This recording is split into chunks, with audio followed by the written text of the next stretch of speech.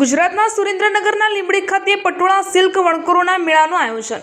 પરંપરાગત રેશમ વણાટ ક્ષેત્રને મજબૂત બનાવવા, ટેકનોલોજીકલ જાગૃતિ લાવવા અને પટોળા રેશમ કારીગરોની આજીવિકાને ટેકો આપવાના ઉદ્દેશ્ય સાથે 16 માર્ચના રોજ ગુજરાતના સુરેન્દ્રનગર જિલ્લાના લીંબડી ખાતે પટોળા રેશમ વણકરો માટે વણકરો મેળાનું સફળતાપૂર્વક આયોજન કરવામાં આવ્યું હતું.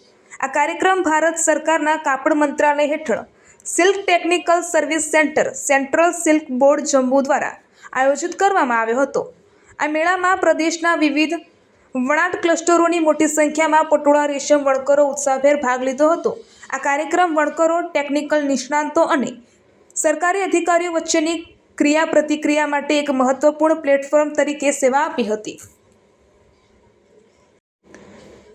જેનાથી સુધારેલી રેશમ પ્રક્રિયા તકનીકો, ગુણવત્તામાં વધારો અને રેશમ ઉદ્યોગને મજબૂત બનાવવાના હેતુથી વિવિધ વિકાસલક્ષી પહેલો પર જ્ઞાનનો પ્રસાર શક્ય બન્યો હતો.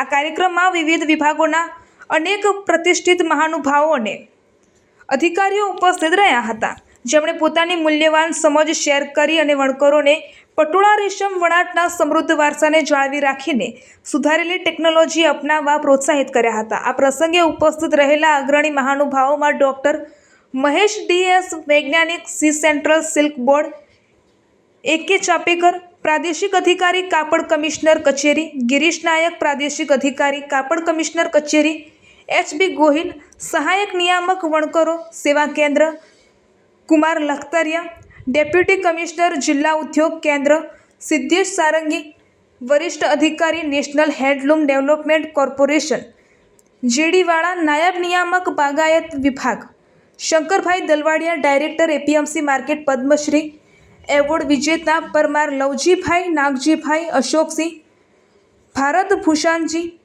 સહિતના મેળા દરમિયાન national handloom development corporation, central silk board અને મોતીહીરા સિલ્ક્સ મુંબઈ દ્વારા એક પ્રદર્શન સ્ટોલનું પણ આયોજન કરવામાં આવ્યું હતું,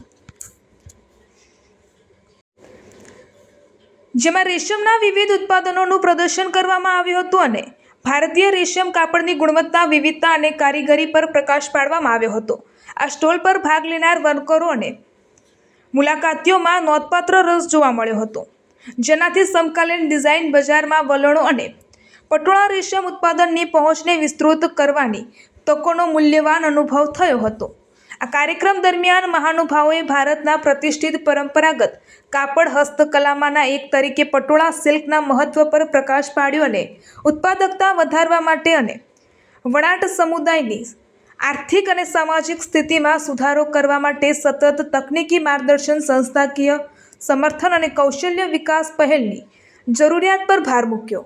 મહાનુભાવોએ આવા આઉટરીચ કાર્યક્રમનું આયોજન કરવામાં સેન્ટ્રલ સિલ્ક બોર્ડ દ્વારા લેવામાં આવેલી પહેલની પ્રશંસા કરી નોંધાવ્યું કે આવા કાર્યક્રમો વણકરોને સશક્ત બનાવવામાં, પરંપરાગત કારીગરીને જાળવવામાં અને દેશમાં રેશમ ક્ષેત્રે વિકાસને પ્રોત્સાહન આપવામાં મહત્વપૂર્ણ ભૂમિકા ભજવે છે.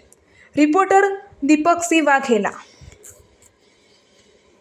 દેશ અને દુનિયાના સમાચાર જોવા માટે અમારી ચેનલ વાત્સલ્યમ સમાચારને સબસ્ક્રાઇબ કરો અને બેલ આઇકોન પર ક્લિક કરો, જેથી આપને રોજે રોજની તમામ અપડેટ મળતી રહે. સાથે જ અમારા ફેસબુક અને ઇન્સ્ટાગ્રામ પેજને ફોલો કરો.